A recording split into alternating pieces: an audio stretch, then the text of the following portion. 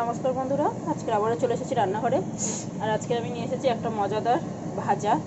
তো সেটা হচ্ছে, এখানে বেগুন নিয়েছি, একটা বড় সাইজের বেগুন ছিল, সেটাই নিয়েছি। তো এখানে এই যে দেখুন, বেগুনগুলো কীরকম মোটা মোটা করে কেটে মাঝখান থেকে গোল করে বেগুনের এগুলো গুঁড়িগুলো বাদ দিয়েছি বলতে ওটাকেও ইউজ করব। আর এখানে নিয়েছি একটা বড় সাইজের পেঁয়াজ, যারও মাঝখান দিয়ে এরকম বড় বড় করে মোটা মোটা করে কেটে নিয়েছি। আর এর খোসাগুলোকে এইভাবে সুন্দর করে ছাড়িয়ে নিয়েছি। যেগুলো পাতলা সেগুলোতে ডবল দিয়েছি, আর এগুলো একটা করে থাকবে। আর একটা নিয়েছি টমেটো, ঠিক ওরকমভাবেই। আর এর যে বাচ্চা মানে ভিতরের জিনিসগুলো যেগুলো গোল করে বাদ দিয়েছি, সেগুলো হচ্ছে এখানে এই যে দেখুন, বেগুন কতটা কুচি কুচি করে কেটে নিয়েছি। আর এখানে নিয়েছি পেঁয়াজ, টমেটো, কাঁচা লঙ্কা আর ধনেপাতা। আর এখানে নিয়েছি আমি 3টে ডিম। যে কটা ডিম লাগবে সে কটাই ইউজ করব। তো আমি ডিম আর বেগুন দিয়ে একটাই রেসিপি বানাবো। আমার যখন একটু চটপটা ভাজি টাজি কিছু খেতে ইচ্ছে করে, ভাত বা রুটির সাথে সব কিছুর সাথেই চলে যাবে আরামসে, অসুবিধা হবে না। কিন্তু এতটাই টেস্টি হবে, বন্ধুরা বারবার বানিয়ে খেতে ইচ্ছে করবে। আমি কিন্তু সবসময় বানাই, একবার প্রথমবার শেয়ার করছি। তো এখানে দিলাম একটুখানটা স্বাদ অনুযায়ী চিনি, আর স্বাদ অনুযায়ী নুন, আর একটুখানি গোলমরিচ গুঁড়ো। তো এখন আমি এখানে কটা ডিম লাগছে দেখে ডিম ফাটিয়ে নেব। যে কটা লাগবে আমি সে কটাই দেবো। দিয়ে এই মশলাটাকে খুব সুন্দর করে ফেটিয়ে নিই। তো এখানে দেখুন বন্ধুরা, আমি 3টেই ডিম দিয়েছি। এখন হাত দিয়ে কিন্তু মাখছি, দেখুন। তাহলে কি বলুন তো, নুন আর যে গোলমরিচটা দিয়েছি ওটা খুব সুন্দরভাবে কিন্তু সবজির সাথে মিক্স হবে। আপনারা চাইলে কাঁটা চামচ দিয়েও ভালো করে এইভাবে ফেটিয়ে নিতে পারেন। এই যে দেখুন কত সুন্দর করে ফেটিয়ে নিয়েছি। এই যে দেখুন, এখানে আর ডিম লাগবে না। এই যে দেখুন, একদমই ডিম লাগবে না। এবারে চলুন সোজা চলে যাই কড়াইতে। ওদিকে আমি তেল দিয়ে দিয়েছি, আর গরমও হয়ে গেছে।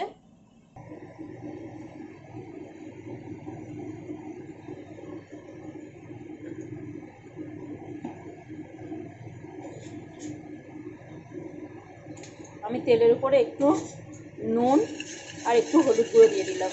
প্রথমে আমি বেগুনটাকে করে নেব।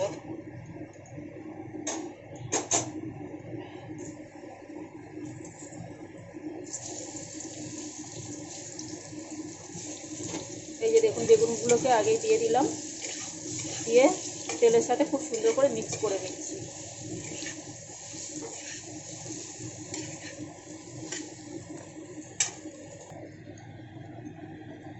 বেগুনটাকে তেলের সাথে ভালো করে নেড়ে নেওয়ার পরে বন্ধুরা, আমি কিন্তু গ্যাসটাকে একদম লো করে দিয়েছি। এখন আমি এর মধ্যে এই যে দেখুন, এরকম চামচে করে, আমার চামচটা একটু গোল হলে ভালো হতো, এইভাবে আমি দিয়ে দিচ্ছি। এর মধ্যে পুরগুলো ভরে দেবো।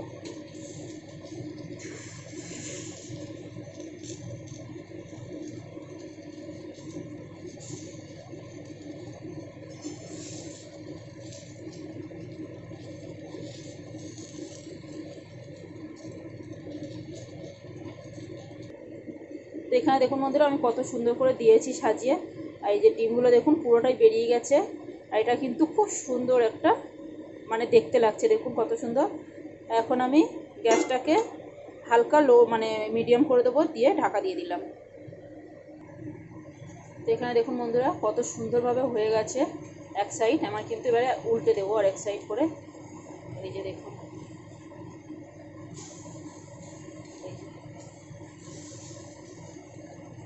ডিম তো বাইরে চলে গেল। দেখুন এইভাবে এবার কিন্তু আমি খুব সুন্দর করে উল্টে পাল্টে ভালো করে ভেজে নেব।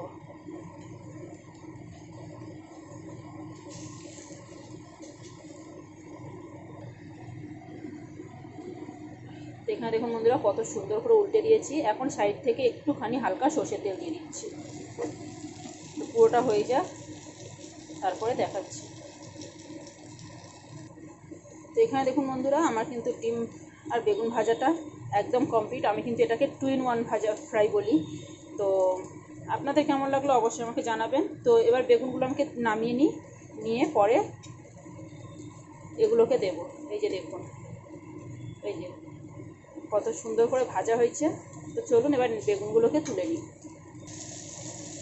এখানে বন্ধুরা দেখুন এগুলো দিয়ে দিয়েছি, পেঁয়াজ টমেটো আর এই হচ্ছে ভাজা তুলে নিয়েছি।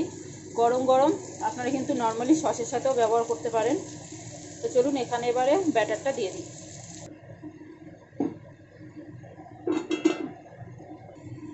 তো এখানে দেখুন বন্ধুরা এগুলো কিন্তু রেডি। আর কতটা সুন্দর লাগছে, এগুলো কিন্তু খুব বেশি লাল করিনি, দেখুন কতটা সুন্দর কালার এসছে, দেখতে কত সুন্দর লাগছে। তো আজকের ভিডিওটা কেমন লাগলো বন্ধুরা অবশ্যই একটা লাইক কমেন্ট শেয়ার করে আমাকে জানাবেন। ভালো লাগলে আমার চ্যানেলটাকে সাবস্ক্রাইব করবেন। আর আমার ভিডিও দেখার জন্য বন্ধুরা আপনাদের অনেক অনেক অনেক ধন্যবাদ।